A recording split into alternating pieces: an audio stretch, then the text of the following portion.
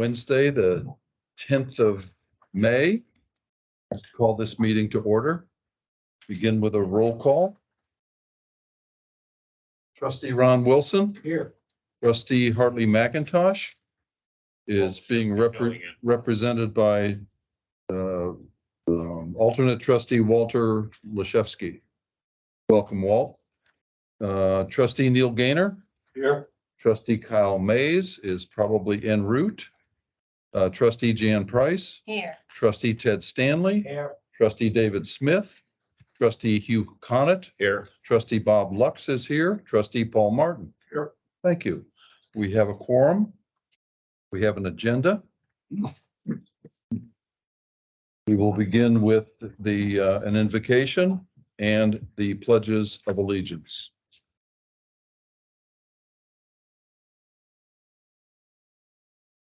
Heavenly Father, we come to you today as an assembled body. We humbly request that you bless our meeting, our community, and our nation. Help us to work diligently, always for the common good and in the best interest of those we have been elected to represent. Guide us to be insightful and prudent in our intentions, visions, plans, deliberations, decisions, and their fulfillment. Work through us to provide a spirit of welcome to all in attendance, to engage in respectful and thoughtful dialogue and discussion with understanding, wisdom, and humility. Amen. If you wish, prior to reciting the pledges of allegiance, please take an additional moment of silence or additional reflection in the manner of your preference.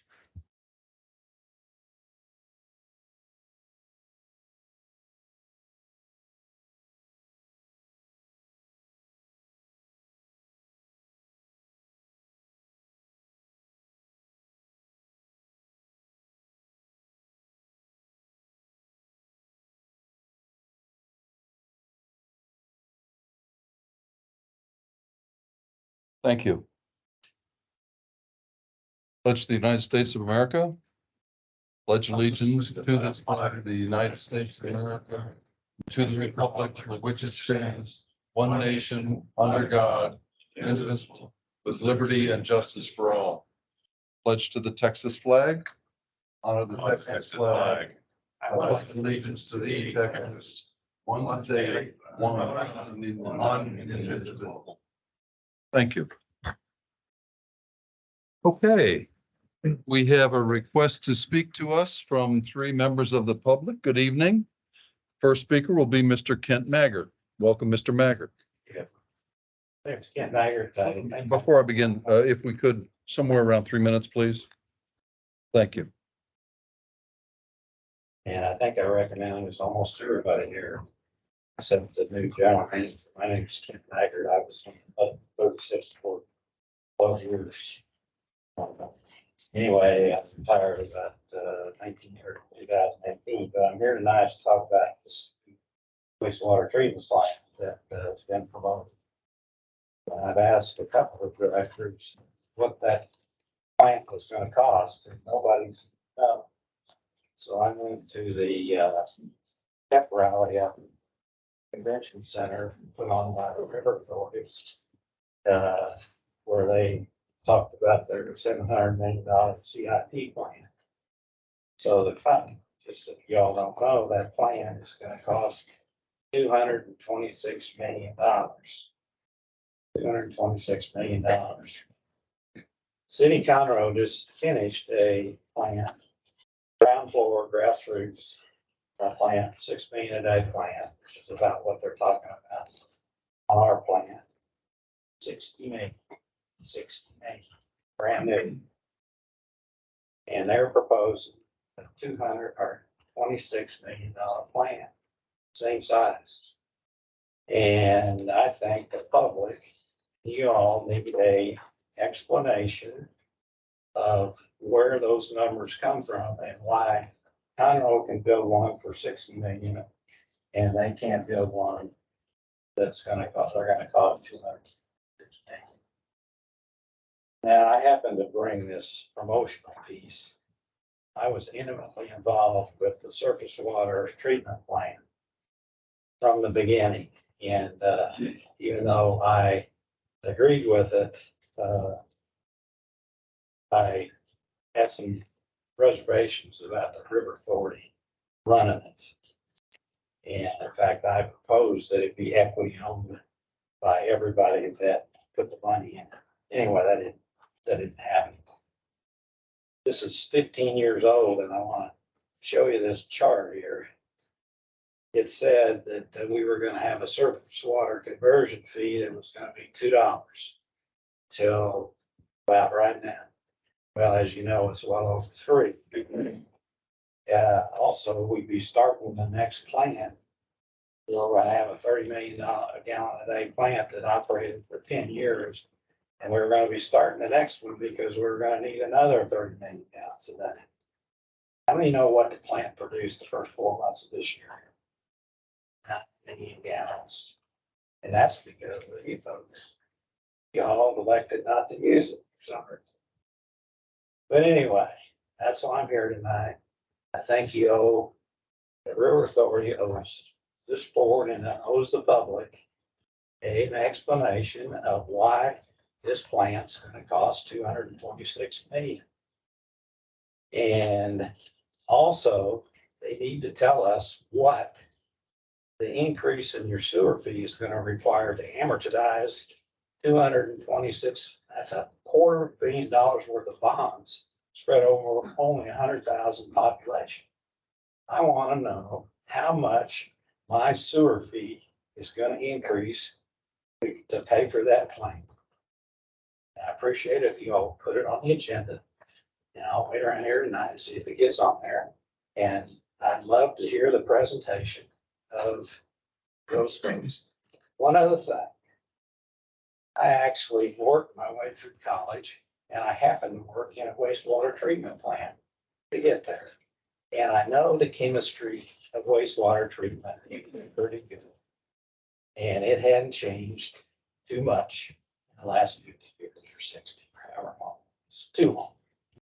Anyway, that's why I'm here. Hopefully you all will take that under consideration and let the public know why it's 226 million and what the cost is going to be to all the payers. Thanks. Thank you very much for your comments, sir. Second speaker is Mr. John Stautner. John, good evening. Good evening. My name is John Stoutner. I've been a resident here in the Woodlands since 1995, and I am a resident in Mud 46. And I've been following the groundwater and surface water and subsidence information and some very closely. And I think it's great what we've done with the surface water plant. And I've also been following the legislature, and there is a proposed amendment to a House bill that is now in the Senate to, in effect, remove the current general manager of SJRA from his position. Seems like a very targeted piece of legislation. To my knowledge, it hasn't gone anywhere yet in the Senate. And driven mainly by special interests, and seems to be a little bit of an overreach. And I'm wondering if this board is going to take a position on this via a resolution that it would communicate to the chairman of the committee, I believe is Charles Perry. I'm correct. I might be wrong on that, but I think that's work whose committee it is in right now. And if you are going to take a position, which is what I am recommending via my public comment, that should be done as soon as possible, not 30 days from now at the next board meeting. I don't know if there's a mechanism for doing that prior to the next board meeting. And those are my comments. Thank you, Mr. Stautner. Arthur Bradehoff. Good evening, Arthur. President and trustees, here tonight to present a short recap on Region H. We had our quarterly meeting on May the 3rd. And as information, you may or may not know, we meet up at the SJRA dam location. And we appreciate SJRA providing the meeting room. It's a great view looking out over the lake and seeing the dam. So to the members of Region H really appreciate that. As you know, we represent 15 counties. And our main mission is water planning, and we're working on our 26 to 2031 plan. And that will be uploaded into the Texas Water Development Board. We've got a pretty good tight timeline. We're on track as far as our timeline. And the meeting, we focused on a lot of data. And what I've learned so far in being on this planning group, there's a lot of data that you have to look through. You have to plan in. We have our consultants, Freeze and Nichols, which does a lot of the heavy lifting as far as looking at the data provided by Texas Water Development Board. Freeze and Nichols goes to other sourcing to counter check, bring in additional data. So what we looked at this time, we looked at two important pieces of data. Looked at the non-municipal water data. And we did approve those projections as presented. And you ask, well, what is non-municipal water demand? Well, that's items that deal with irrigation, livestock, manufacturing, steam power. It's all the non-people stuff that utilize water. So our consultant analyzed all of that, made a presentation. It was approved, so those adjustments to projections from our last plan will be down at Texas Water Development Board ahead of schedule. And that's for all 15 counties. A key factor that we spent some time talking about, and that's the population data. Where is population going in 15 counties? And in 15 counties, by 2040, we'll be at 80 million people in 15 counties. And Montgomery County is one of those 15 counties. We in the plan, you look out to 2080. So by 2080, we're going to have about 10 million people in these 15 counties. What struck me is I said, this is a great thirst. And how are you going to satisfy this? So the real work ahead is, where's this water going to come from? So you also say, since we live in Montgomery County, what's the impact of us specifically? So as a county, the population projected by 2030 will be about 785,000 people. It's a pretty big growth from where we are today in a very short period of time. By 2040, if all of this holds up, we'll be at 1 million people, and by 2080, we'll be at 1.4 million. That's a lot of thirst and a lot of demand for water. But the other thing that our consultant's going to look at is major water providers. We have a list of all those major water providers, SJRA being one. Calculations on SJRA are being relooked at. The Woodlands is being relooked at as what is our capability, and all the other major water providers within the 15 counties. Now, the data package from the meeting, we're going to put on the G drive. Shelley will put it on the G drive for you under Region H. So if you want to go through that, it's going to be out there. A lot of data, and you can see where all 15 counties are. You can look at what's going on in Montgomery County. And also that will be in the package, any revisions to the timeline of the plan. There's still a lot more work to go. And as we indicated and agreed to, we'll come back every quarter and keep you guys updated. There's also a possibility that as we go into the summer months, since there's some key dates that we have to approve other data factors to present to the Texas Water Development Board, we may have 2 meetings within the summer quarter. So we'll keep you updated. And I also talked to President Lux. I'll work with General Manager Eric Peterson to make sure this is on an agenda item so we can get into any kind of question and answer that you would like. But I wanted to make sure I came back tonight to complete the promise and continue that I would come to this board every time we had a Region H meeting. Thank you for your representation, Arthur. Appreciate it very much. It's an honor to represent this group. The other thing I brought up to the board, I said, things that we're looking at, there's discussions going on in the Woodlands about a fee for improvements. There's a lot of discussion like that. Should we have a fee? If we have a fee, what would the cost be? So they're very interested in that type of strategy that areas within Region H are starting to talk about this. You also have regions south of us that are looking at desalinization, because desalinization in communities along the coast may be a water source. So all these things are being looked at and the strategies. Eventually in the plan, we'll have to, as this timeline lays out, we're gonna have to look at strategies. But they thought it was very enlightened what we're doing here and the discussions we're having. So our chairman, Mark Evans, is very interested to see where this goes. Great. So I wanted to take the opportunity to let them know that we're looking beyond what we do today. We're looking at the future and how's it going to impact our customers. Great. Thank you again. If I could, if I could shift, non-region H, the special purpose district elections for Montgomery County appraisal district is coming up. It's going to be on the MUD agendas starting next week. I just wanted to share with this board, if you didn't know, I'm on MCAD today, and my plans is to rerun in the special purpose district and would ask them much to consider that and support that. Sorry it took too long, but I wanted to cover some of these items for you. So Full agenda. Thank you very much. sir. Okay. Further comments from the public? Hearing none. We'll go to the consent agenda, items 4 and 5. Is there any, that's pages 1 through 13 of our meeting packets. Move to accept as presented. We have a move to accept the agenda, the consent agenda as presented. Do we have a second? Second. Trustee Price, seconds. Further discussion on this matter? All in favor signify by saying aye. Aye. All opposed, same sign. Abstain? Abstain. Thank you. And very good, thank you.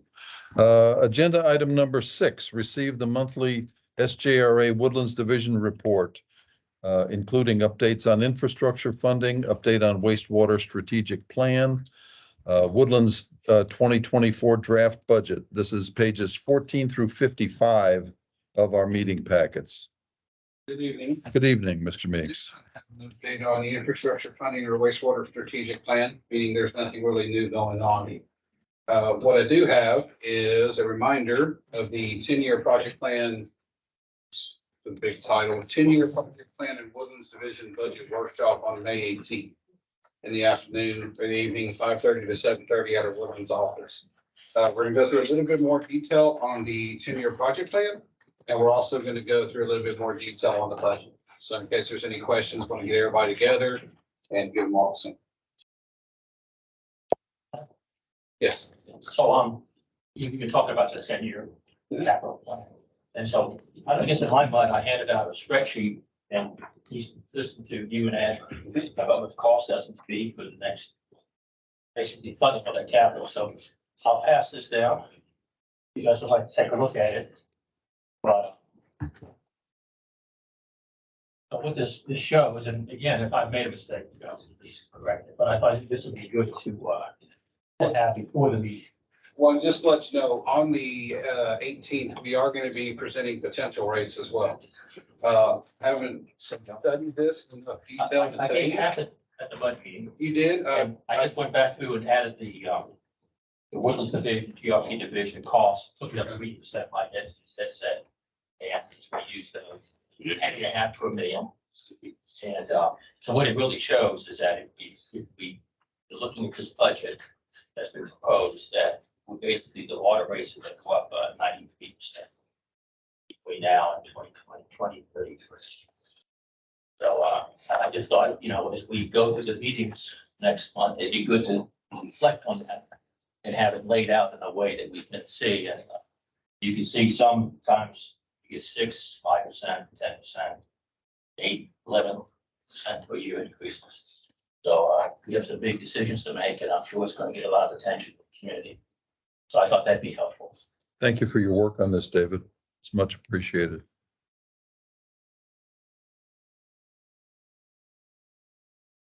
Will the team have the information that Jamie and Haley have put together on the rates for the water and the sewer for a 10-year plan, including R&R and O&M, so you can see what the overall rate would be and 5, 10, 15, 20 years or so. So this is on page 19. Barnwell Well Master Plan. Yes. Looks like the study is complete and one with, close out currently. Correct. Is this, a study of the state of operations, the wells, the remaining life, have a plan forward and how they'll be rehabilitated as needed? Yes, as well as if they need to be lowered and what we expect the aquifer to be in within 20 years. Okay. So right now we do plan, as we do rehabs, we look and see, do we need to lower the well since we're working on it? So we went and used the Gulf model through it, Compara, and actually said, okay, you tell us if the projections on the aquifer droppage looks the same, what do we have to drop them with? So it does include that. We want to be, so actual report. I could give it to you whenever you would like. If anybody wants a copy of that, I can get it to Eric. You can shoot it around from there.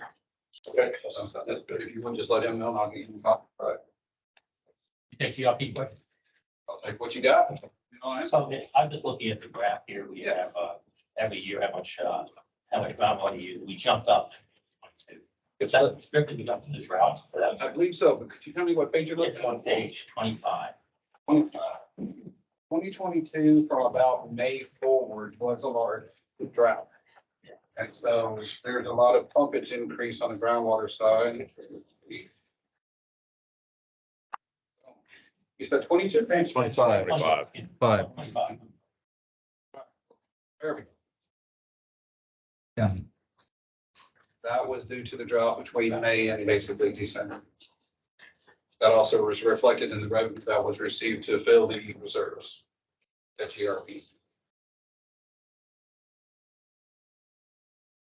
Any other Chris, questions? yeah, on page 26, so next page, if you could. Interesting chart there. I don't, what is the frequency of this page 26 being published? Is it quarterly? This is updated month. Is it? I didn't see it last month, so maybe I just missed it. Now, this report is a month behind. Just keep in mind because it has to go to our chair. So this is March. Yeah, it's March data. Yeah, yeah. Yeah, I thought it was interesting to see all this pulled together in one spot, but the trend, what was the overall trends of this? I mean, it's great to see a snapshot. It's really helpful to see kind of what it looks like over time. Is it going up? Is it down? Is it left or right? Is all of this then captured in the next slide? I'm not sure it is. If that's the water usage chart. It's a part of it. Yeah, it looks like it's. These are just going to be the top users or the people that use surface water or the people that use reuse. Yeah. So we don't have a chart showing these. We have total usage versus total budget on 27. And then I think it's just total groundwater on page 25. So what are the highlights from this? I mean, I look at this one time, it's a lot of data. It's a slice in time. It's 1 month. What would you draw out on page 26 and say, here's what we are seeing by looking at this month data in connection with the rest? What are some of the highlights you'd pull out? I look at the blend ratios. So I look on the left-hand side and say, okay, these are my top 5 groundwater users. Right. Then I'll go on 2.11, then I'll look at 2.22 and say, okay, this is the surface water use. Mhm. And just see who's using more groundwater over time. And so Conroe's 310 million gallons of groundwater, and then they're using 76 million gallons of surface water. So as over time, they're using less and less surface water Mhm. over time. Mhm. So That's that's one thing you draw from this, right? that's one thing, because that's one of the biggest things I look at is who's using the surface water and who's using most of the groundwater. Now, City of Conroe obviously is one entity, one geographical location. The River Authority, y'all know we're right here. When you get to Quadvest is not one area. Quadvest is multiple areas all over. Mhm. So when you look at their total of 92 million, that's not one public water system. I think that's like 8 or 10 different systems. So generally what I'll look at is I'll look at the groundwater users. Okay, are those 5 always in the top 5? Does it fluctuate any? Is somebody increasing? Surface water is always based off of our blend ratio and the budget. So Woodlands is always going to be towards the top because we're at 50% here. Everybody else is at 35%.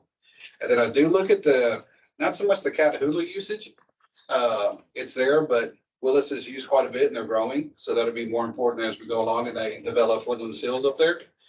But the reuse is always interesting because I track that to see, okay, Southern Montgomery County Mud has an entire purple pipe system.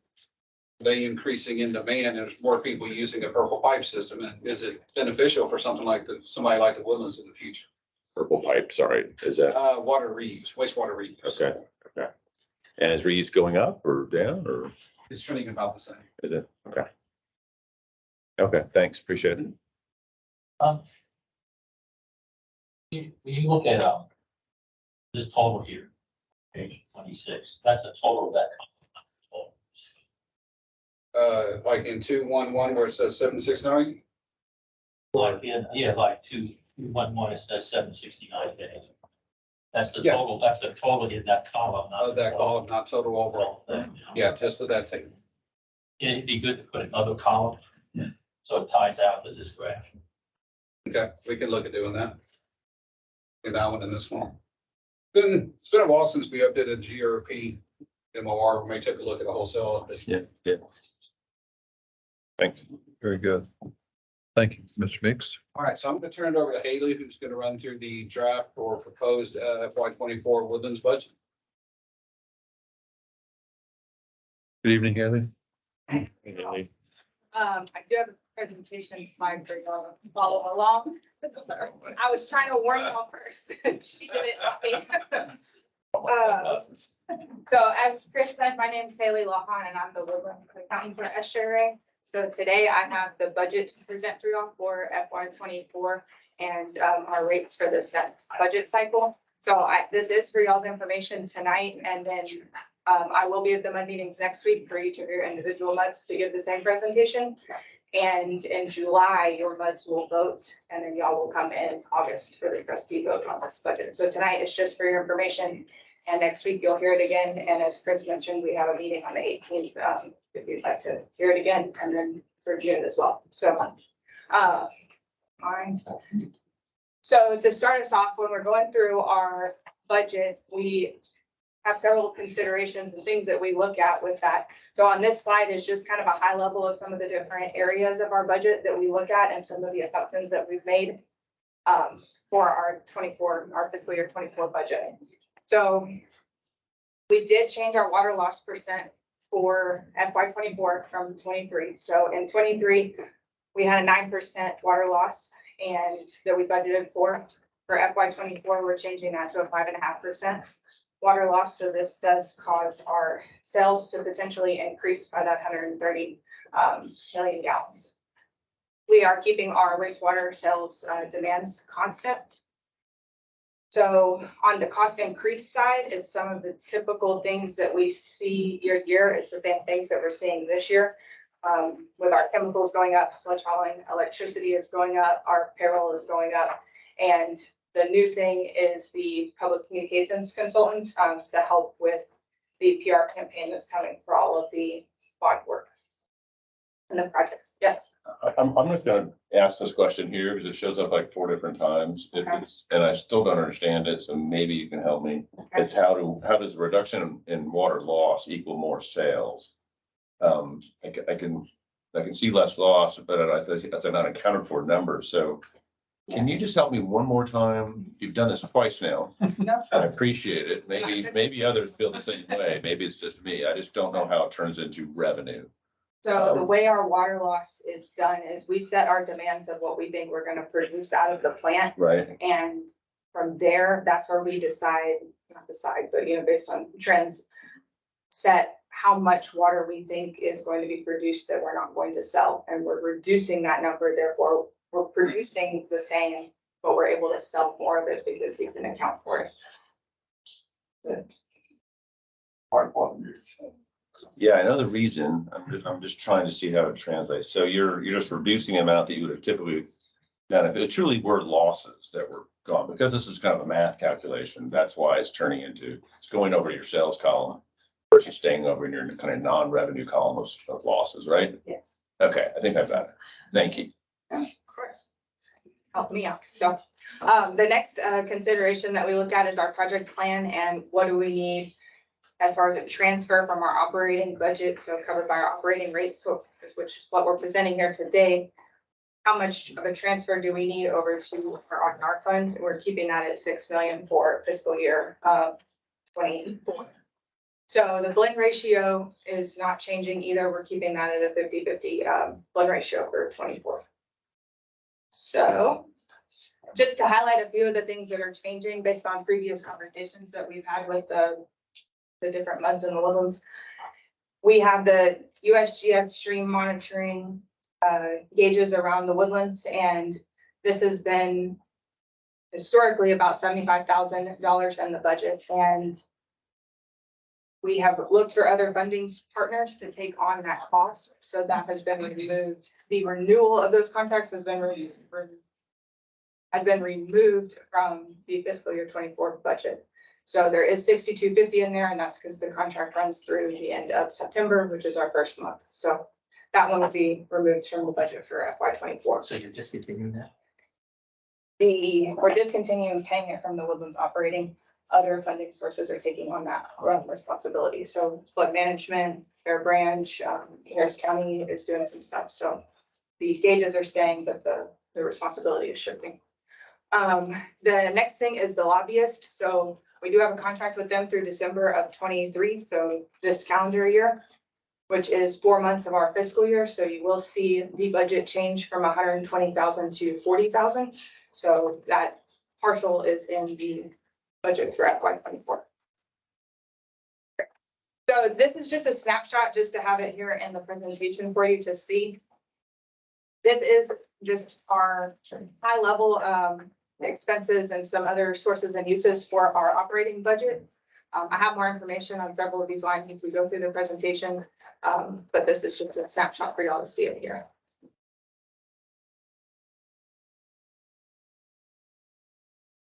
Okay, so on this slide, I'm showing the operating reserve and our targets that we have to hit, because there is a contribution that we're going to make to our operating reserve. It's very small. It's just because if our expenses go up, so does our operating reserve requirement. So you'll see that 240-ish thousand in the budget. So you can see here our 3-month target is 5.6 million for this next budget year. And our operating reserve is fully funded at this time. So on this slide here, we wanted to try and show the rate that we want or that we need to charge for this next year, but also what components make up that rate. So the water loss savings that Hugh was asking questions about in the beginning, reducing our water loss allows us to have more sales, which is part of our basis when we calculate our rate. So what that means is if we sell more water, we can reduce our rate because we're able to more revenue. Long story short on that. So it is a savings of 23 cents on the rate, the water rate for that change in water loss. Then even with that 23-cent savings, we do have increased expenses this year, which we'll cover in the next few slides, which cost us 28 cents on our water rate and 12 cents on our wastewater rate. So the fiscal year 24 rates that we're looking at is $2.78 for water and $5.65 for wastewater, which, as you can see, the 2% increase on water and wastewater separately. So it's a small increase to this next year. So this is one of our slides that we have just to show some of the expenses that we're dealing with in our budget, but with chemicals. So our chlorine price, we buy ours by the ton, and our ton price went from $17.47 to $22.39 effective April of this year, and that's a 1-year contract with them every year. So our chemicals are going up, but that's our big hit is with chlorine on that price of ton going up $500 on that. So What about that? I'm gonna call it black chocolate. Chocolate filter material you guys use. That's what's that? ERP. The GRP, that's granulated activated carbon. Yeah, but you're talking, huh? Right, it does not impact the woodlands budget at all. Oh, it's a GRP budget. GRP budget. What's happening with that? There was an increase last year, I want to say, of about 75 to 100,000 for a change down. How often are the change outs? Just makes every quarter? Every quarter. about every 3 million gallons, so it averaged to about every quarter because we have 4 per year budget. So that's about 720K. Yeah.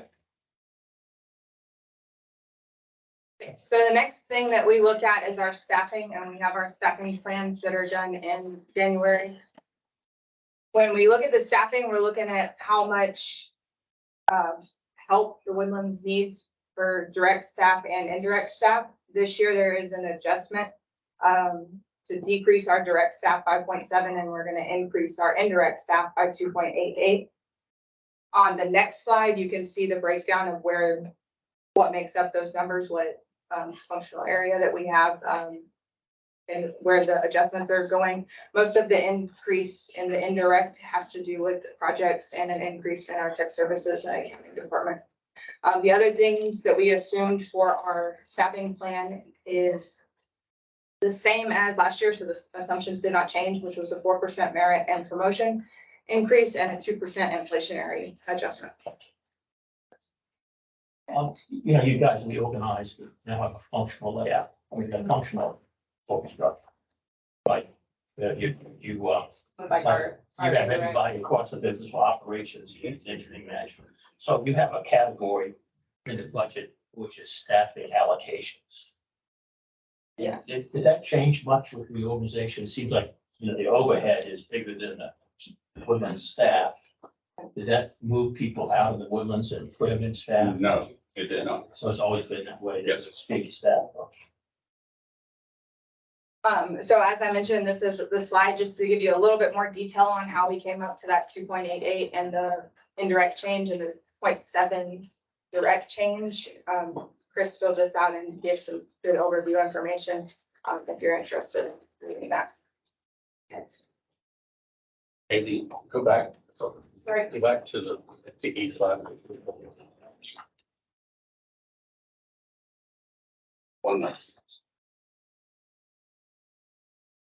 Wanted to point out, over the last 7 years, Chris has reduced his staff, direct staff in the Woodland by 6 full-time employees. That's not easy to do and still maintain operations, but we've been able to do that through efficiencies. Unfortunately, we do have some increases in the indirect staff through accounting, purchasing, some of the other support services. And the PR consultant that's going to be helping us is going to fall on the indirect side. So the more projects we have, the more indirect staff we're going to either need or have to hire for staff augmentation to be able to move some of these projects along. Is the philosophy to have a, if you call them contracted services, where you hire in records? Is that the best your flux in demand for that work? Is that?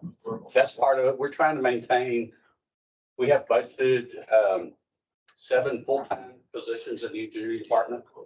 And that's sufficient to do our normal work. When we have large groups of projects like we have planned over the next 10 to 15 years, we need to bring in added consultants to move the project. Otherwise, we'll never get them out the door. Yes, sir. So Ed, on this, The trap. on this chart, which is page 9. Right. Okay, so the big increase there is under tech services, Yes. 1.89. Yes, Do you call that direct or indirect? that would be indirect. So Everything is indirect, except that very last line that says Woodlands. That is the direct. And so, for example, we've got 4 engineers. We're about to have a 5th one start 1st of June. Only the ones that are working on Woodlands project charge to Woodlands overhead. So we may have somebody that's working only Lake Conroe projects, and that only gets charged to the Lake Conroe division. Or Highland, same thing. So what are you forecasting for next year that causes that 1.89 increase? But there's probably some staff augmentation in the budget to help raise that number. And the staff augmentation, these are people that consultants that work for us, but they're not doing design work. They're helping us manage projects. So their time would be allocated to projects associated with the woodlands. But it's still associated with these projects that we have coming up. But this is the other budget we've been talking about. Does that include consultant? Yes. So it's a total package. So the staff augmentation is separate from the capital projects and the consultants working on those capital projects. But the other capital project, this is what we're talking about here, is the normal 5 or 6, 4 or 6 million you spend every year. Right. In R&R. That's what they're saying. This is our operating, so it's separate, it is separate, from that, from the R&R funds. So, is there any other questions on staffing? Yeah, the Highlands entry, I know it's a small one. Yeah. Yes. Transferred from Highlands to Woodlands, no longer employed a third of a person. You want me to take that? Yeah. Okay. Is there 2/3 somewhere else of that? Sure. Well, it's just a way it actually showed up in the FY 23 budget. So there was an employee that worked down in the Highlands when he transferred from the Highlands to the Woodlands Division. And so when we pulled the staffing plan for this document, it still showed he was in the Highlands work. But he actually fully transferred from the Highlands to the Woodlands, but it was only 4.35 of the year. Oh, that's a calendar thing, not Mhm. the amount of work. Yeah, Right, and I it is a see. budget thing, so as soon as he transferred, his salary was out. Out of the Highlands entirely. Gotcha. Now- I question the same thing because the Highlands shouldn't charge us. Yeah, okay, thank you. Thanks. Any other staffing or salaries questions? Thank you. So this is another cost that we're seeing go up with our electricity, costs going up. So we did receive direction to raise our electric budget by 10% over our historical actual cost.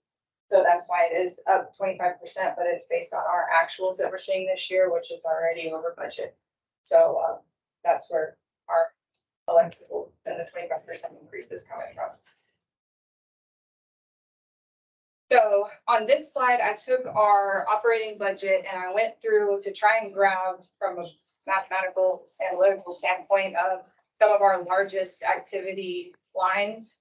So on this is every expense that went up, or not necessarily went up, but changed by 20,000 or more, and also changed by 20% or greater.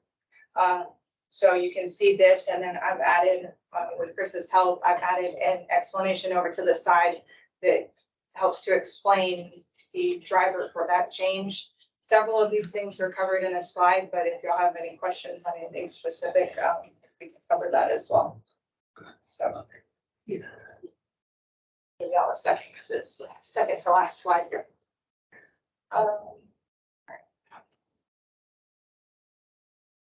So in conclusion with everything we've shown here, our rates for FY 24 is going to be $2.78 for our wholesale water, $5.65 for the wholesale wastewater. And as I mentioned in the beginning, this is for y'all's information tonight. And I will be at the MUD meetings next week for your individual meetings to answer any questions and also give the same presentation to your individual MUDs. And we have the presentation meeting on the 18th as well. And the MUD will vote in July and the trustees come back in August for their vote on this. So with that, do you have any other questions on the budget?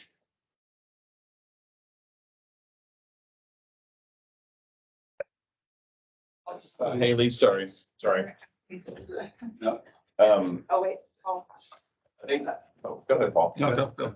I think, back to the water loss thing, that's a one-time benefit, yes. right? We get the benefit into this budget. Next year, fast forward a year, we're kind of back on another trajectory where we don't get this nice 23-cent benefit. I think that it came through this year on the water side, which offsets the, I think, the 28-cent increase. If we hadn't had that, we'd be up on, we'd have the full 28 cents coming through. Is what I think is what the numbers tell us, right? Yes, if we wouldn't have made any other adjustments. Yeah, Yes. Okay, all right, thanks. But thank you for bringing that up. Yeah. That was a good point on, we went up 2%, but we did have that benefit is not something you will see. Yeah. Platform. So Okay. thank you for Right, pointing that thanks. So I'll just address the question to either of you two gentlemen, Ed and Chris. Are you in a position to talk about the GRP rates? Yes. We both do. It's good news. No increase. That's good. So that's good news. Did you set them up? Together. No, but could you be a little more forthcoming on some of the, or a reason or reasons why that's the case?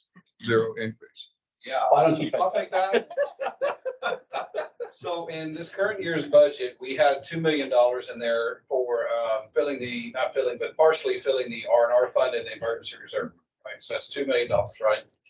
We also had in there about $1 million for water line insurance, as well as paying the premium, but also paying the deductible. So since we had the drought last year that was pointed out, and then we had more revenues coming in, we filled the R&R fund and we also filled the reserve. So that's $6.6 million we took from the drought and put into the reserves to fill those.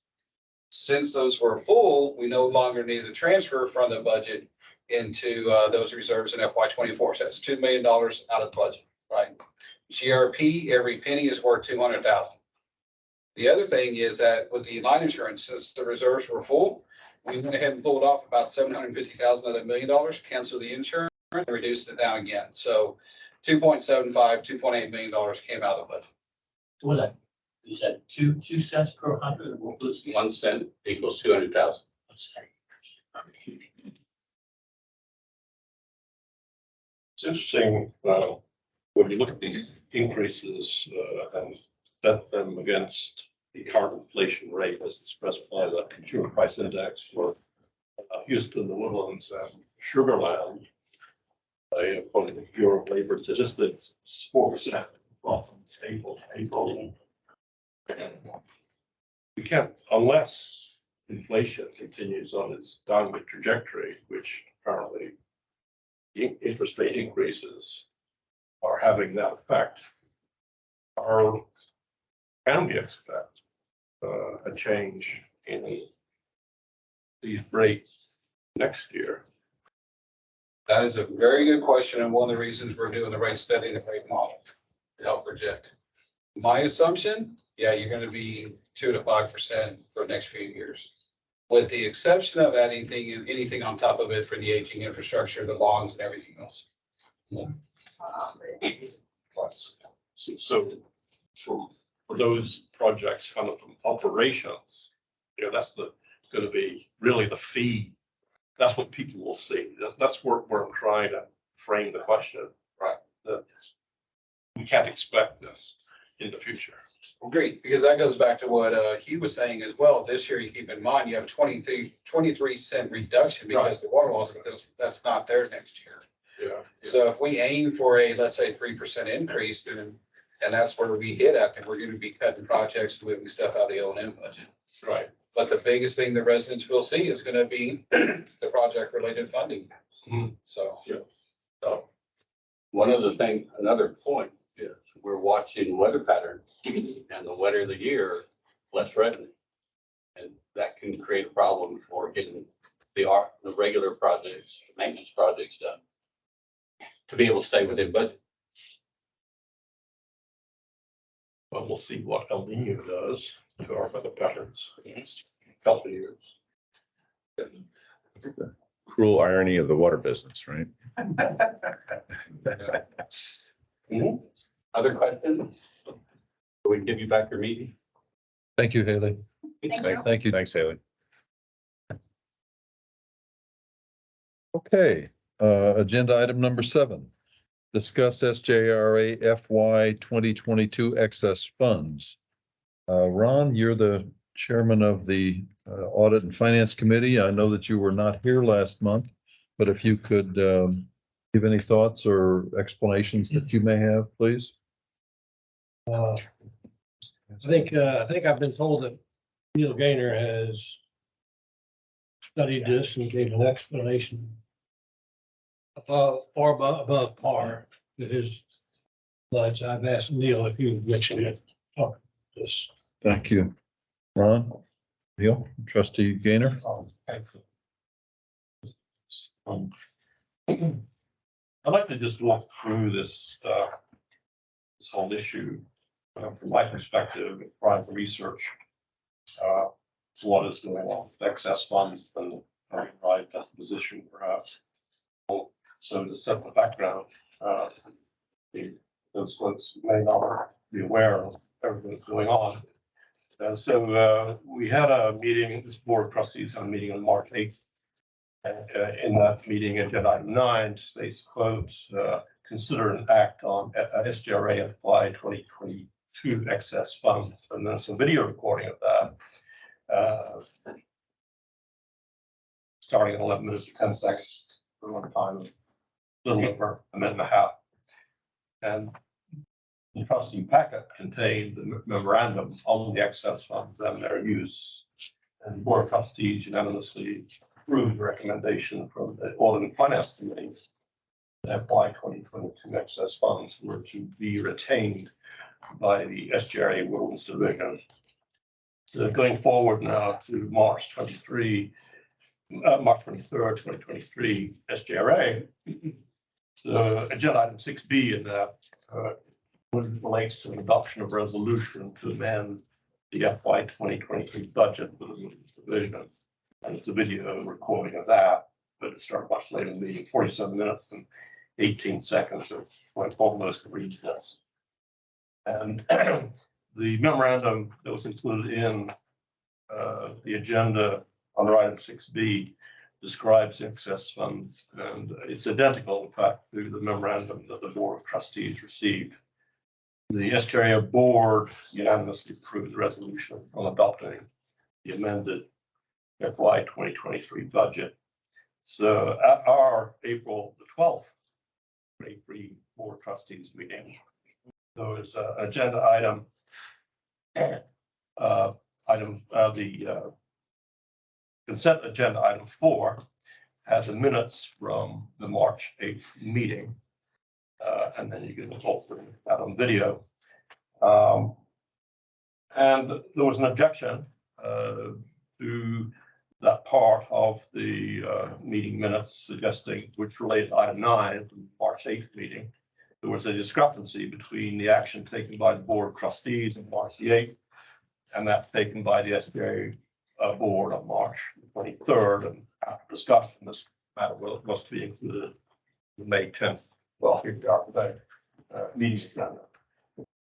But subsequently, the consent agenda, including item 4, was unanimously approved by this Board of Trustees.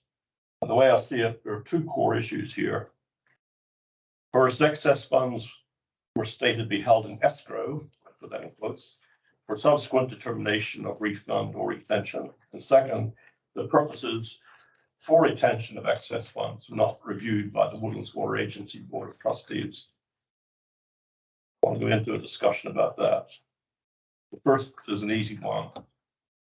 The use of the term escrow for describing fund transfers between the Woodlands Division and the Woodlands MUDs or holding such funds is unclear and misleading.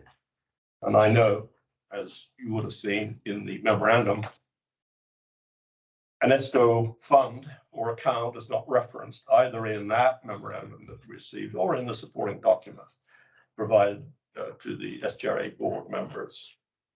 So going to the excess funds, the identification and use of those funds follows a well-established process requiring an independent audit, followed by an assessment of account balances related to operating revenue and expenses.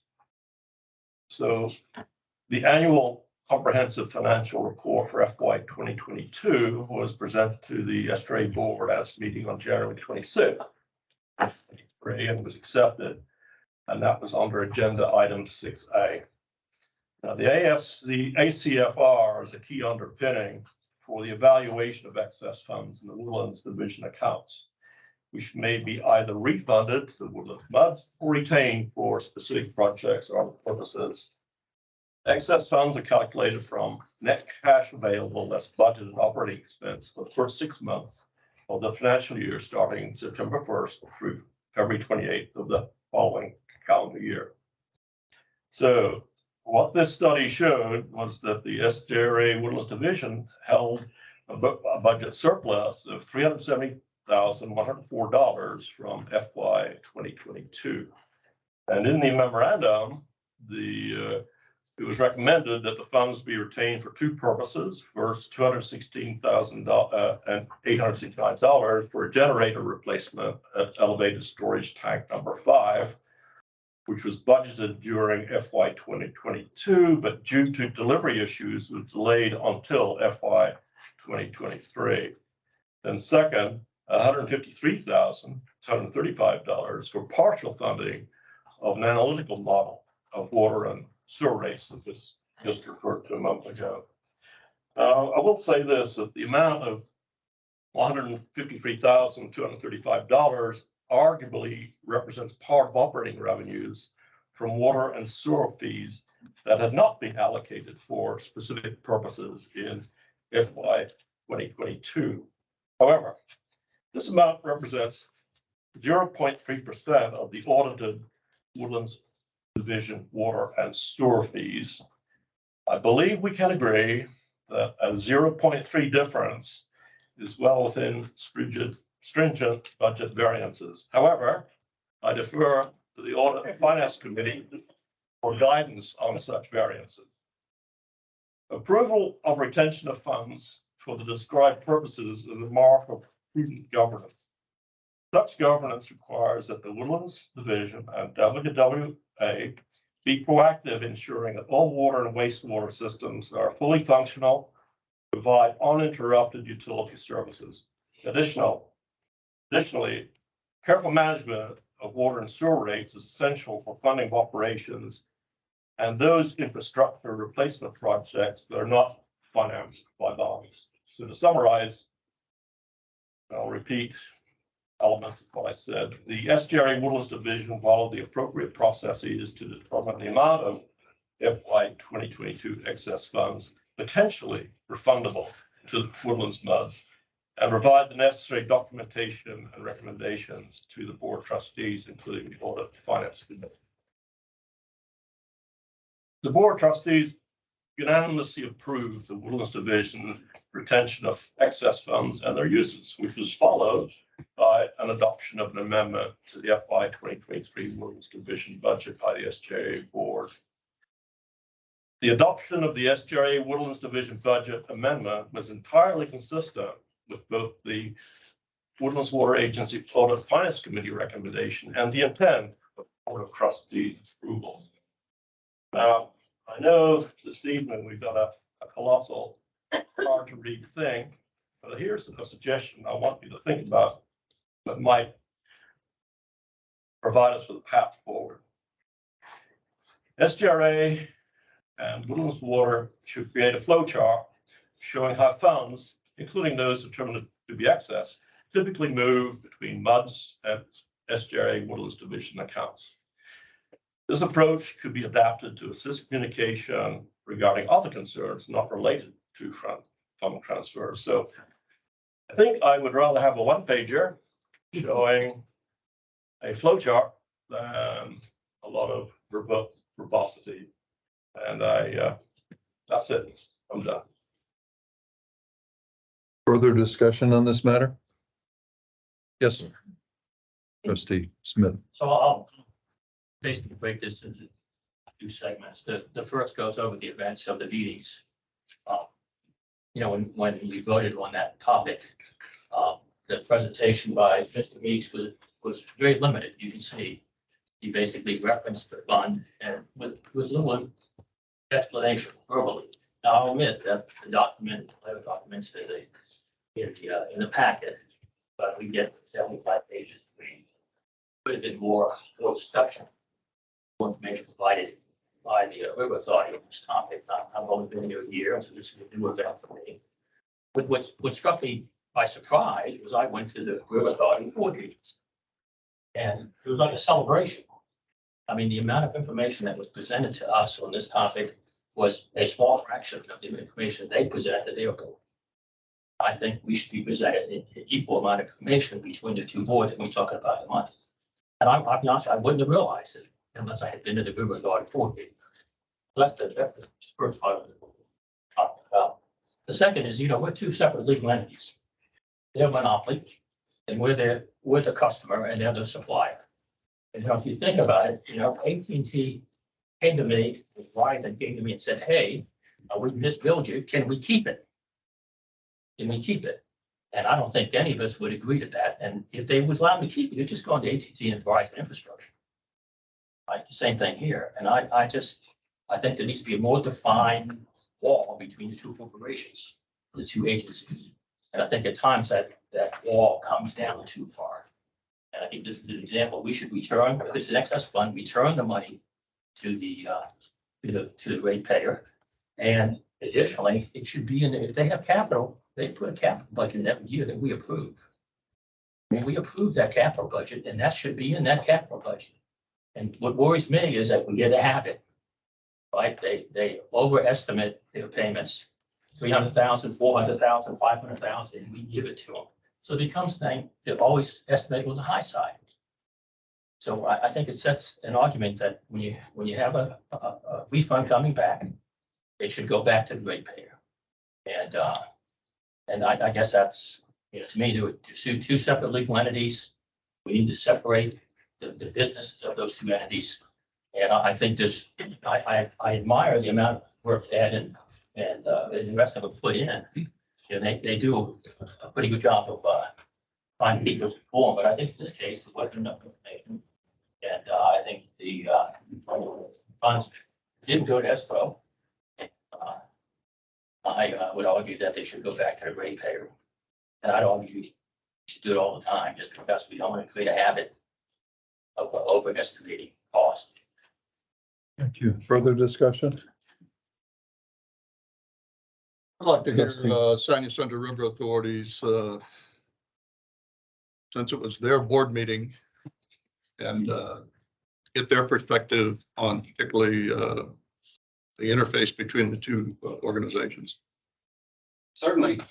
So one thing to note is, just to go back, we don't estimate payments. We do a budget, and that's the only time when we estimate payments, but the actual bills that come from us to y'all are actually entered by your staff on our software. So there's no estimation. Everything that goes through our system comes from y'all. And then we take your word in that matter, like we do everybody at GRP, and then we base the invoice off of that. On this document that I handed out prior to the meeting, this is everything related to the yard or the excess funds this year. So the first few items, first few pages, are going to be the actual policy itself. And I've highlighted it, kind of what longer version of what Neil went through. It explains what you do with the funds, how it is, and everything that's been approved by our board and the trustees.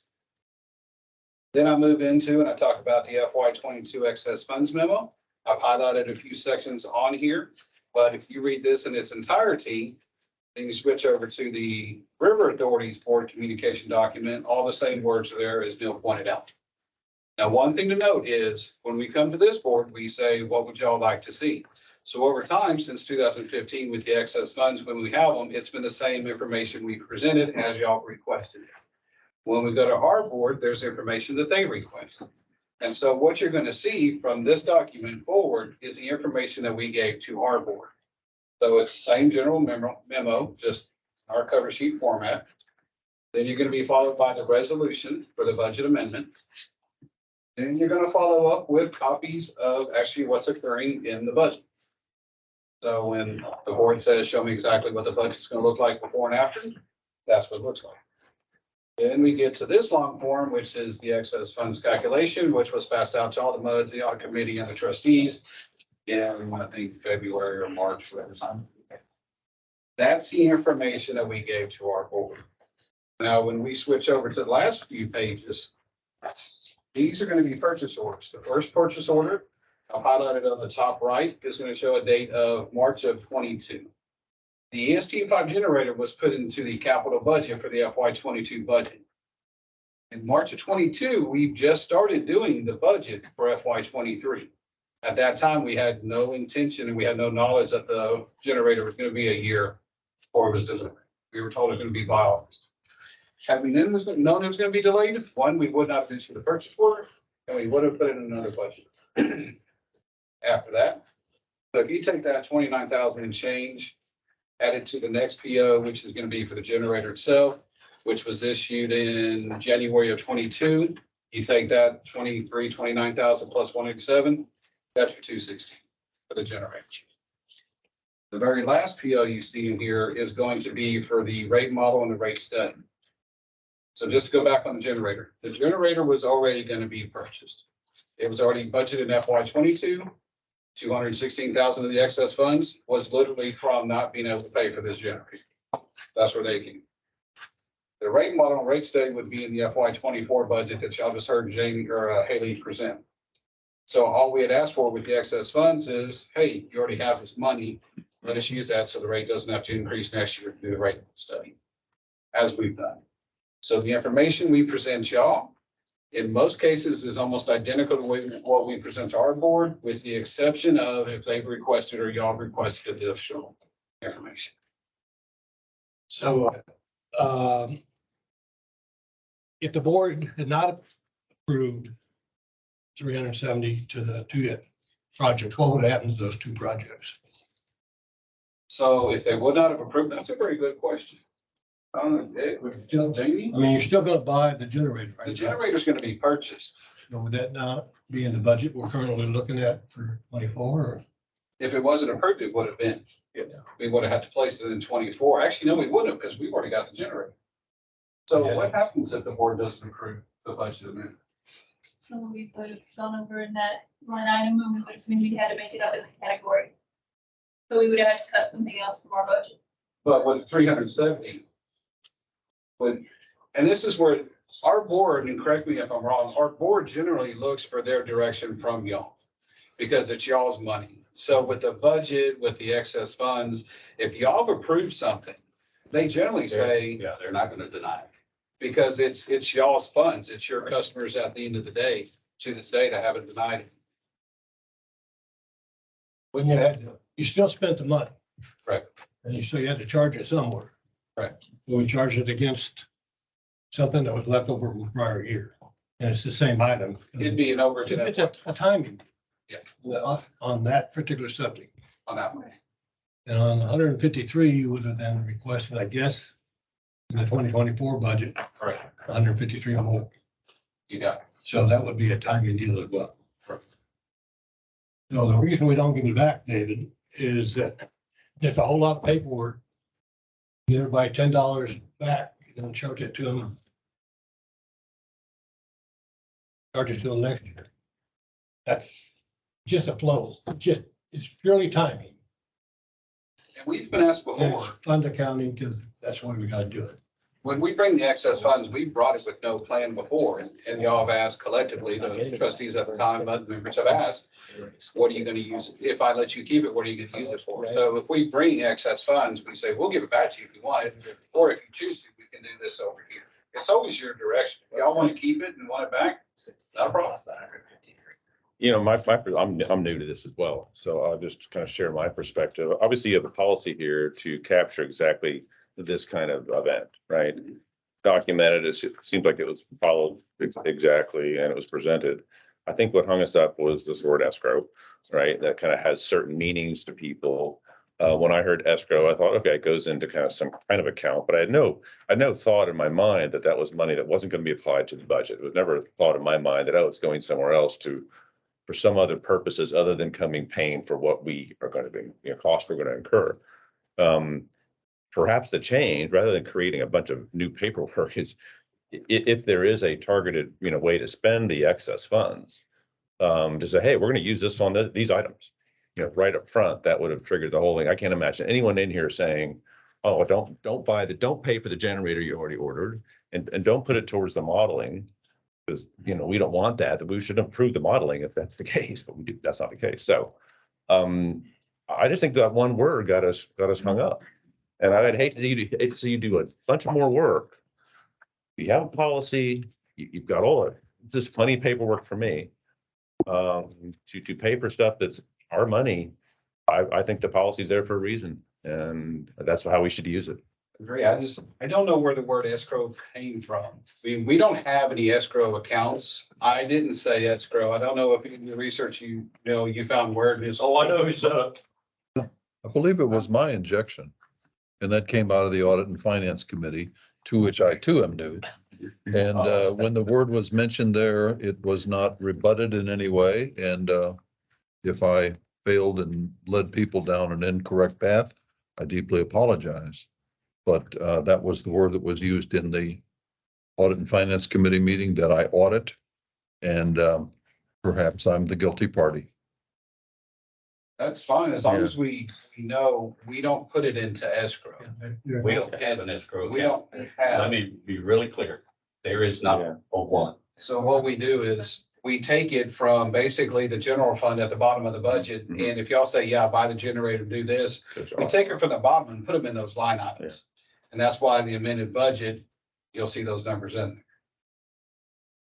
But also, the memo does state exactly what we're gonna buy it for, because we wanted part of the record to say, in a case like this, there's hopefully no confusion of, we're gonna buy a generator for this much with the PO and then this over here, but yeah, definitely, if there's, going forward, if there are excess funds, I'll try to be a lot clearer.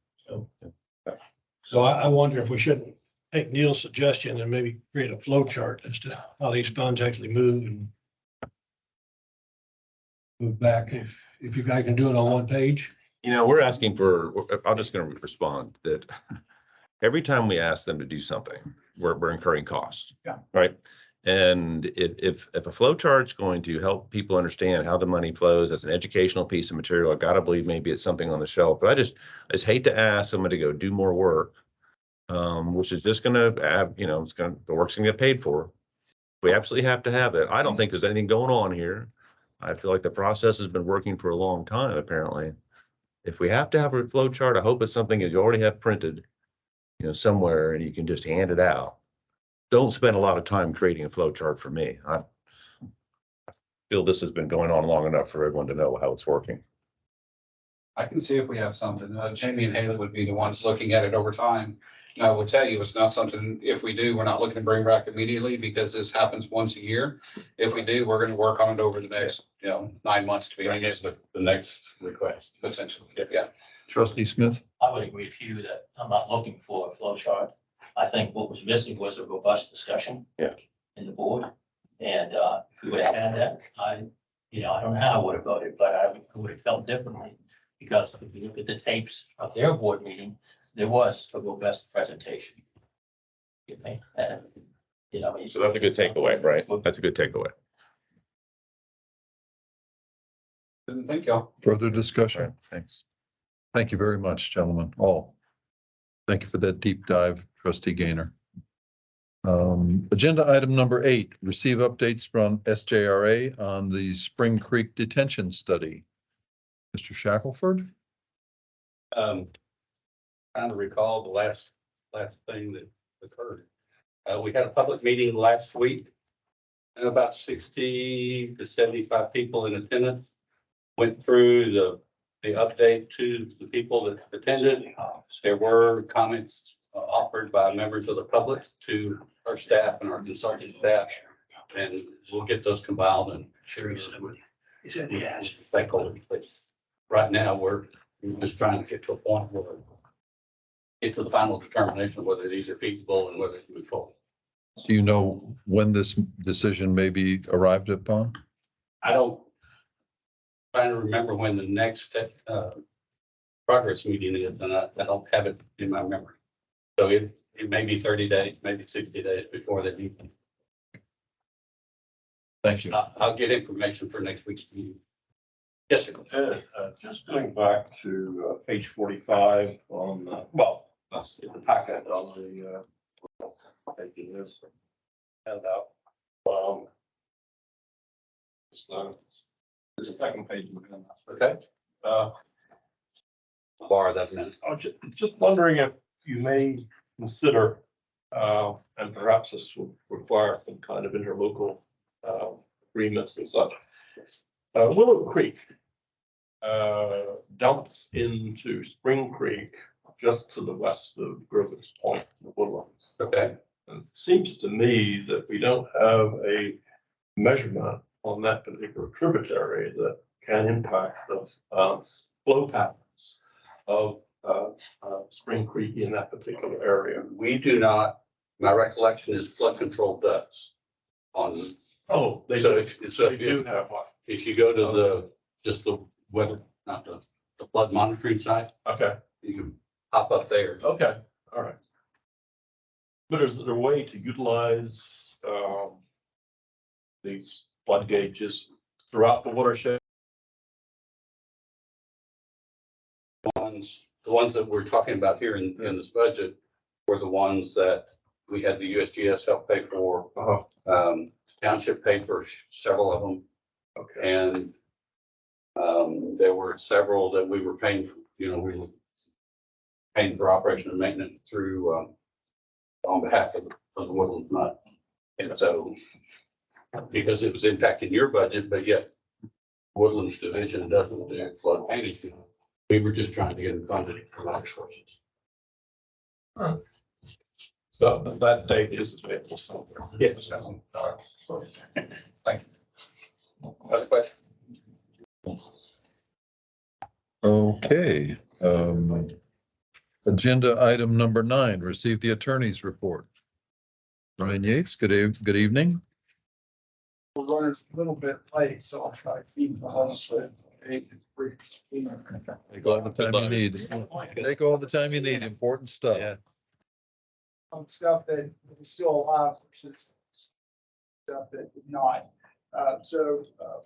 You heard all the comments about House Bill 1540 that included the amendment on the floor to add the provision about the River Authority General Manager.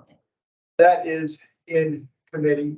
I think there are a lot of hurdles from what I hear for that bill to pass as amended in the House. It's in the Senate committee right now, and the Senate version that does not have that amendment is in the House committee. So I think there are definitely some hurdles to have it be passed as it was amended in the House. So don't have a final resolution on that yet, but I know there's been a lot of outreach by residents in the Woodlands who are concerned about that bill, as well as staff. We're tracking that very closely. So that's 1540. The bill that we talked about regarding the director qualifications that would require for a mud director to be a landowner. They could no longer be a resident or a landowner. That bill has passed the House and it's sent to the Senate committee. That's House Bill 1793. So that one is still alive and is still moving. Now, start all this by saying that the end of the session is May 29th, Labor Day. So if something doesn't pass on both sides by then, it's dead. So at this point, it is racing against the clock for any bills that haven't already finally passed. But this one is still moving. The bill that we talked about, House Bill 3705, that deals with changing the construction contract bidding threshold, 75,000, pushing that up to 250 and so forth. That one did pass the House and is in the Senate this week. It looks like it's on the calendar to consider for passage. So that one is still very viable. The bill that would have allowed for the North Harris County Regional Water Authority to essentially be removed from jurisdiction of Subsidence District, that bill is effectively dead. House Bill 3820. You had to get out of committee and have your committee report completed by May 8th in order to still be viable. On the House side, that did not happen. It's still pending in committee. It's not had a hearing, so that is that was one that folks about quite a bit. Let's see. The bill that we talked about with, I think we talked maybe a few bud meetings about fire hydrant inspections. That bill was, we did achieve a committee substitute with Representative Swanson that made that bill much more workable. Before it would have petitionally required political subdivisions to go and inspect fire hydrants once or a day to determine whether or not they were functioning for an unplanned outage. But that we did get a committee substitute in place, and that is now working the bill. So that bill is still moving. The bill that we talked about regarding virtual meetings for water districts, as long as there's one, the presiding officer is in the meeting place, the physical meeting place of the district, that did pass the House and has been sent to the Senate. That's House Bill 3811. So that one is still viable. The bill that prohibited the use of political subdivisions from spending public funds for lobbying efforts. As I mentioned last month, that bill, Senate Bill 175, has passed. The Senate is pending in the House, but there's mixed signals on whether that's actually going to make it through the House side. So we're watching that one pretty closely as well.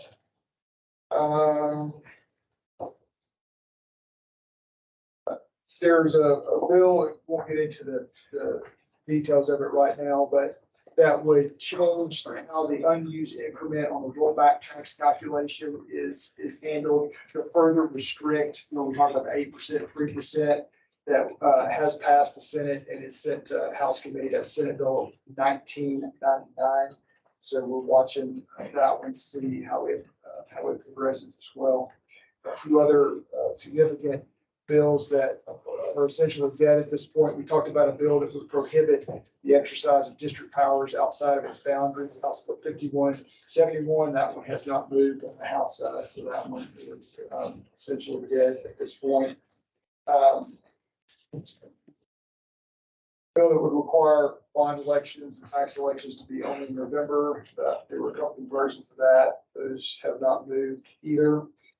I think those are the highlights at this point. Now, you may hear through AWBD, but it's not necessarily as impactful here in the Woodlands because we have regional participation agreement between the townships and the city of Houston. But a very significant piece of legislation, Senate Bill 2038, passed and has been sent to the governor, passed yesterday, that gives landowners the ability to petition to essentially opt out of a city's ETJ.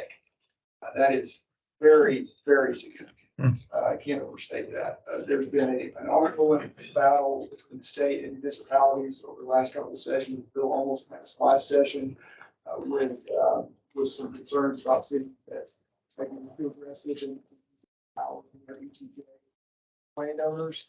And so this bill, and there were a number of bills that were filed that dealt with authorities of cities and their ETJs. And this one did pass and has been sent to the governor. And it's a significant game changer for development throughout the state. Now, the Woodlands, any existing contracts, those are still valid and enforceable. So regional participation agreement, you have a regional partnership agreement, those types of agreements are all still valid and binding. But this new opt-out essentially arrangement will be significant going forward. You may hear about that from AWBD in the Woodlands. I don't think it's going to be that significant with the arrangement that we already have, but pretty significant overall. There's also some bills that were passed or are still viable that would deal with authority, county and cities to be able to regulate lot sizes, planning requirements, and timing for them to be able to approve those. It's just a lot of delays at both the county and the city level on approvals for development. So that's the 10-cent tour for today. It's a very good tour. Thank you. At the end of the session, we'll have our typical summary that we have for you after each session. It kind of depends on how long it takes our logists to put that together following the session. We try to have that ready by the summer AWBD session, but depending on where our meetings hit, it'll either be presented at your June meeting or at your July meeting. Thank you for that comprehensive report. Questions for Attorney Yates? I think that was worth more than 10 cents. How about 20? I get your board. Agenda item number 10, receive the general manager's report. All right. Peterson? Good evening. Just have a couple quick things and then a little presentation. The back 10 pages of your report, you'll find a handful of things, a couple notifications from customers that were pleased with the results of the service that they were received from WWA. Some were related to in-house staff responding to their concerns. Others were have completely responded to water leaks, et cetera. Also, you'll see some articles related to things going on. A few articles about the infrastructure that we've talked about over the last year. You're starting to see a lot more infrastructure things in the news. You'll continue to see that. And then there's some articles about my appointment they've put out the last couple of weeks. In addition to that, the only other thing I have to report to you is this packet that I passed out to everyone. Just to give you some background on this. As you know, as we started to integrate the AMI meters and the water smart system into our existing billing system, we, over the last year, started looking at how our existing billing software has integrated with that changeover. We put together, I guess, over the last year and once before, and then again yesterday to the audit committee, we presented a version of this as an intro. Tonight, we're not asking for any action. This is more just to introduce this concept to the trustees, and then we would be looking for whatever on the agenda for next month or potential action at that point, just to give you some background. So what we've done is we're evaluating the idea of changing out the billing software that we use to bill the customers. We evaluated the existing system, how that has integrated, what our staff does to implement that to get the bills out. We researched another version or another billing software called Vertex One. We developed employee questions and received responses from Vertex One based on the concerns or questions that we had. And then we've also interviewed a number of municipalities that actually use the software that we're contemplating. You can see there the examples of that. And then we also identified any additional users in Texas, and we'll be contacting them as well, just to get some further information on their experiences with the software. That's how we went about it. Now I was going to just kind of go through a quick summary of what we found and what we're experiencing. Well, the existing billing software has some limitations as it integrates with the AMI and Water Smart system. There's some things that our staff needs to do that are somewhat problematic or inefficient. Some of that is flexibility with how we go about adjustments and different things with the bills. How it integrates with notifications out to the customer, whether it's related to past dues or non-payments, things like that. Internally, how we do batch billing is somewhat limited as well. We field quite a bit of calls from customers confused on how to set up their account in WaterSmart or in their billing information into the system as well. So that's been an issue. We have somewhat limited ability to customize reports and the bills that we create for different entities. And then there's automation, so we do a lot of the billing actually manually in some cases to set up the appropriate billing for certain customers. And then finally, limited integration with WaterSmart, actually software that we use to track the AMI and the water usage. So that's the kind of a quick rundown of our existing billing system. Next page summarizes just briefly what were the ongoing costs with our existing system. Essentially the ongoing service and maintenance fee, as well as transaction fees, for a grand total of about $253,000. Granted, 88. So anytime a customer pays, there's a transaction fee of 85 cents. 50 cents is paid by the customer, 35 cents is paid by WWA. or the MUDs. And so part of that total 253 is paid by the customer. So as you'll see going forward, those would go away, those fees would go away. So there'd be a benefit to the customer as well as the MUDs. That's the existing system. Looking at the new system or the Vertex One system, essentially all the troublesome things that were noted on that previous slide would all be addressed and actually solved. The integration with Vertex One to the WaterSmart and the AMI system is fully integrated, so the billing is automated. How we communicate with the customers becomes automated as well. The customer actually has the ability to modify how they get notified, whether there's trigger points on whether they're past due or the bill's about to come, things like that. There's also the online application process for them to set up their billing becomes streamlined and integrates well with WaterSmart. This, I didn't mention this, but the Vertex One system or the company actually owns WaterSmart. So the two softwares integrate perfectly and seamlessly. I'll bore you with all the rest of the details. I think I do want to point out the customer interface. And we've done, I guess I didn't mention at the beginning, we also have done several tutorials and several practice runs, if you will, with Vertex One to show us and our employees how the ones that will be using the system, how the system works, to kind of run through those tutorials. So we've done that as well, kind of do some test runs on the interface itself and how we believe the customer will experience the changeover.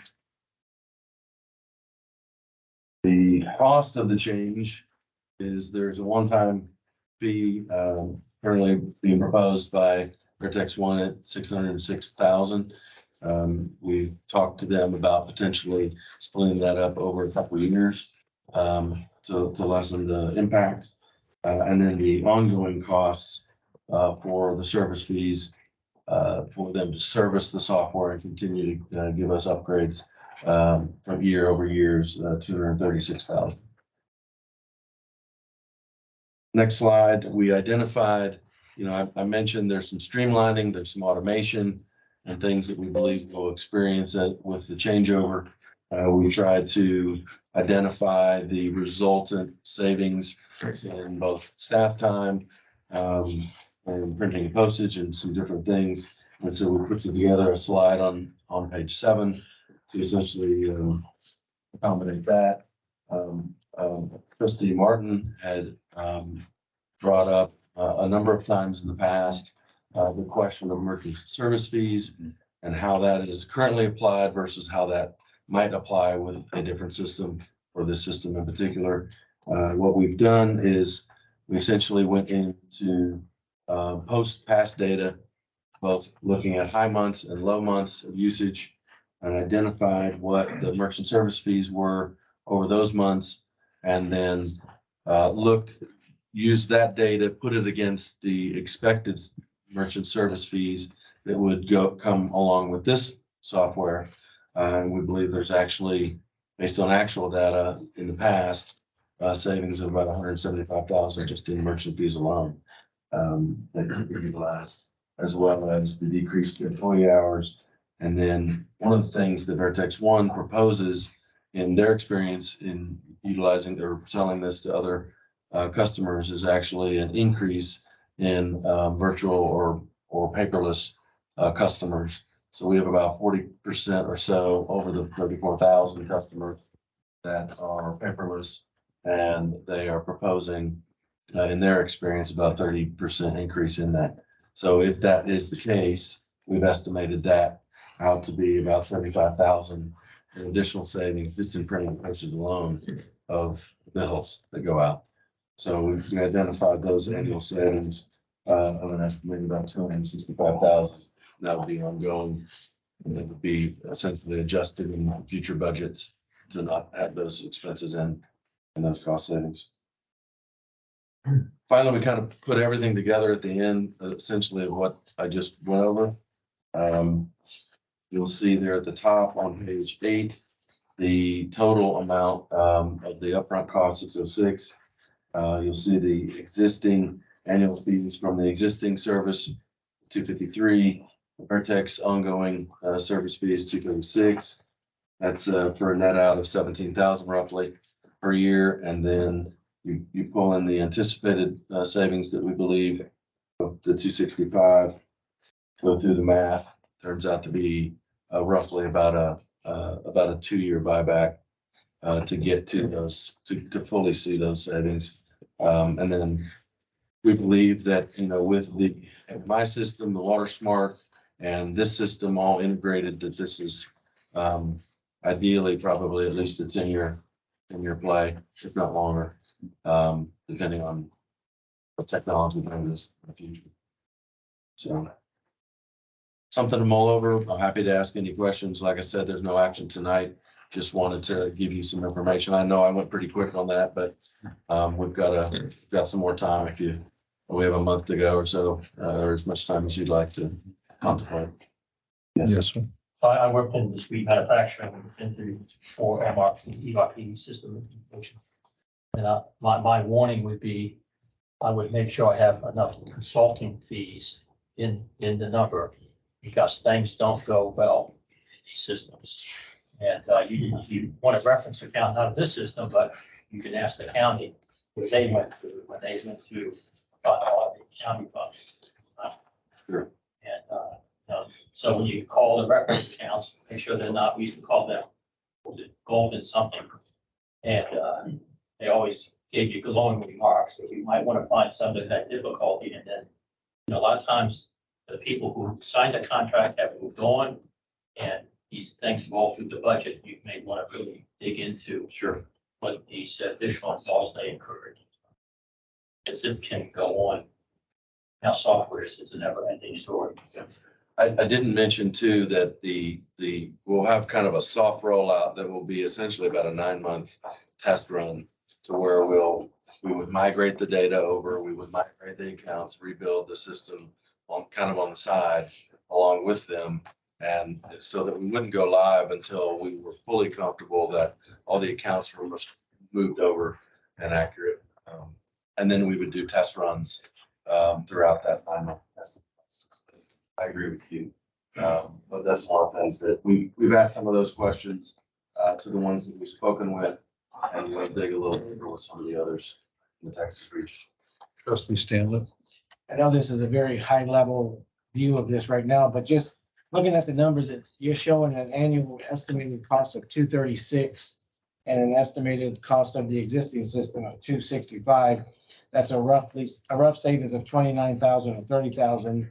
You're putting in $600,000 up front. That means you got a 20-year period of time before you're gonna equal that cost factor. No, this is the additional savings, not the difference. Difference is this one right here. So 17,000, so 20,000, 30 years. Yeah. When does this system become antiquated? And when do you have to switch it over again at some point down the road? Well, the 236, my understanding is that will be annually, that will be the service fee to keep that up to date. Right. So I don't know, we can ask if there's, we can ask that. You have a 2-year payout here, and you're right. Say again? A little over 2-year payout Correct. on if everything holds here. That's right. Then you think there's maybe a 10-year run time. That's just your kind of top of the head, right? correct. Yeah. I share some of David's concerns, have unfortunately a lot of experience in this area, but this company, is Vertex One the name of the company, or is that the name of the software? Is Vertex One, it seems like to be on the bottom of this. EXCIS. Okay. What do we know about them? Big, how small, how long have they been around? You want to know that there's some life to a company like this, that they're healthy financially, that they've got ongoing sales, they're building and growing, not getting smaller. And then with that, you worry about if they get small, and if something happens to them, their key coder goes away, having access to speaking of escrow, the actual source code in escrow, right? It should be part of the licensing agreement so that if things really go south, you can get some people off the shelf and actually run your system without that company has maybe gone bankrupt, because these companies come and go pretty much. That's just kind of something to be aware of. Yeah. Even at Chevron, we had some huge suppliers that went out of business. Sure. If you don't have the escrow, the source code in escrow, you're kind of in trouble with a system that you can't change. There is not a consultant working with you on this. I assume this is just Vertex One charges, correct? All these fees. I mean, the one-time fee is coming from Vertex. We don't have a consultant kind of doing this integration. Do you anticipate building the history in the new system, or okay, so of previous history? Okay, that's good. And then do you think your parallel, you think, is maybe about 9 months to 12 months, right? And that's kind of factored into your costing of your, because that's incremental work. You'd be doing dual work for a while, right? And In parallel. Background as we build up. You got implementation 9 months ago, I heard. Yeah, it's more testing. So I would make sure that when you turn it on, it's the best possible Right. to do, because I've done that. I put the old box in a closet. And you could reference it, but it separates the reality so fast that after about 3 months, it's worthless. And another concept, when we do this, if you raise, most people, companies have historical knowledge. And that's important in running the company, historical knowledge. You put one of these systems in, it erases their historical knowledge. Everybody starts from point zero. And so you have to understand that they, sit down in front of that computer trying to use the system. It's very difficult in the first, 6 months, years. And probably beats the first 6 months, but so I just didn't realize that. I'm not saying not to do it. I'm just saying, just like the consulting, you wipe everybody's knowledge out. It's more difficult in the old system at the beginning. So I appreciate that. yeah, if you're not going to go parallel, then make sure you have enough testing time and make sure your users can bang on it, because they'll break it. Yeah. They'll find it, right? The coders won't, but the users would. And maybe one last question, and I'll let you go, James. Is this a cloud-based system, I assume? So you don't have to install it on-prem, it's going to be awesome. Wow. Okay, perfect. All right, thanks. Yeah, go ahead. Sorry. I'm interested in knowing about the training for the staff. They'll be here on site. Are they going to be on site? Yes. How long will they be? I'm not sure of those details at this time. Is it unending? I mean, until we don't need it anymore? No, we'll have a dedicated support person for a period of time after go live. And I've been assured by the references I spoke with that the customer service is excellent. The longest hold time is about 30 seconds. They've all agreed on that, so. Not sure the details of how long they would be on site. That has to be worked out. I'm just concerned there might be a lot of overtime, with a new system, and that's a nightmare. Okay, thank you. I'm assuming this will work on your existing equipment. You don't have to upgrade anything. Yes, correct. I might have missed something in my absence, but one of the things that, if it's been discussed, forgive me. We're looking down the barrel of a gun with a lot of different upcoming charges. And I just think that this initial charge, and this is a terrific system, and the payback is very favorable. We have a lot of money that we're facing to cast upon our residents and ratepayers, and adding another 606,000 at this time may be difficult. And I think that we'll get into that in next month when we look at it a little further, a little closer. Okay. If I missed something or if I'm redundant. Good. Further discussion, is that the conclusion of your report? That is. Okay, very good. Discussion?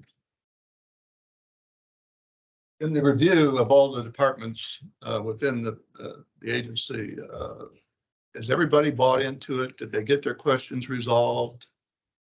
And what's the takeaway from the users? We've had multiple demos. We've included everybody as much as we can, and everybody submitted their questions. We had about 54, 55 questions for all the staff directly affected. What was the result of the answers to those Very questions? positive answers. Basically anything that our employees threw at them, they were able to answer positively that it could be done, or they have the solution, or it can be made better. Yeah, the line of questioning from the employees was a lot of them, a lot of the comments were, can it do this? Because it's something that they want, that they have now that they don't want to give up. Or some of the questions were, can it do this? Because our system can't do that now. And in all cases, and I think all cases, the answer was, yes, it'll do that. It's already part of the software. Or yes, it's already integrated, or yes, that'll be automated, or whatever the case may be.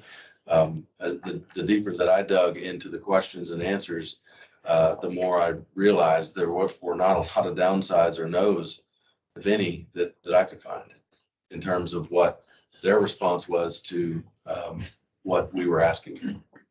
So It'll be incumbent upon us as the buyer to get all this in writing. sure, To protect our guarantees. they actually provided it in writing.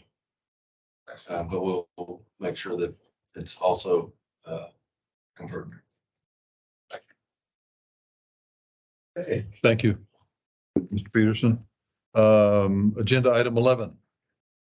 Receive staff or ad hoc committee updates on the following. Personnel Committee. Representing the Personnel Committee, we had no meeting and therefore I have no report. Secondly, Finance and Audit Committee, Trustee Wilson. We've had a couple of meetings on the budget and one on Vertex One. And we'll have more meetings in the next month. Help finalize those two items to bring to the trustees. Thank you. Public Education Committee, Trustee Gaynor. Thank you. The ad hoc public education committee met on April 26th and agreed on the scope of work and made some minor editorial changes to the RFP. As currently with that RFP is currently with the SGRA purchasing department for release. Qualified consultants for their response. The nature of that RFP, please. Oh, it's in relation to public education and communications on major infrastructure projects. Thank you. It was mentioned earlier this evening about $200,000 budget item pertaining to that. The RFP. Just for clarification. Yeah. Thank you. And just for guidance, just some timelines here. Release is planned for May 19th. And of course, this is for guidance only. The proposal deadline will be June 16th. And the earliest acceptance of or award of the contract would be in July. So that would take us into then the new financial year effectively. So we also discussed the messaging on the downwardly revised water loss determination. And as we've heard tonight, there's still some discussion about that. So John and Geiger and his team are still honing the message, and it's planned for July, release July 2023. And that's my report. Thank you. Discussion on any of the reports? Okay. Attorney Yates, do we need to go to closed session? No, sir, but I do have one addendum on the attorney's report. I just received a notification that the House Bill 1540, the River Authority bill, has been set for a hearing on Friday morning at 8 o'clock between water, agricultural, and rural affairs. So, folks that are interested or would like the opportunity to be able to testify at that hearing for or against that bill, that's what it will be. It's This this Friday. With these committee hearings, you're lucky if you get 48 hours. A lot of times it can be 24. So. Will that be video access or do you have to be there in person? Could stream the hearings, but if someone would like to go and be able to testify, you have to be in person. You should plan for the day. I'm serious. Yeah. Yeah, some of those you need to bring sleep back. What was the name? Water, that's their natural resources. Water, agricultural and rural affairs. Yeah. And the Perry is Senator Perry, not. This is the House bill for it's being heard in the Senate. Okay. Passed the House as amended. That bill is being heard in the Senate. Senator Perry. Also, the version that passed the Senate that did not have the amendment is pending in committee. It has not yet been scheduled for a hearing. Okay. Say that again, please. Bills have passed on both sides. One bill passed on the Senate Right. side that did not have the floor amendment. Yes. That is pending in a House committee, has not yet, to my knowledge, been scheduled for a hearing. The House bill that included the floor amendment was sent to the Senate and has now been placed on the agenda for the committee hearing Friday morning. So that's it. Thank you. Thank you. Thank you for that critical update.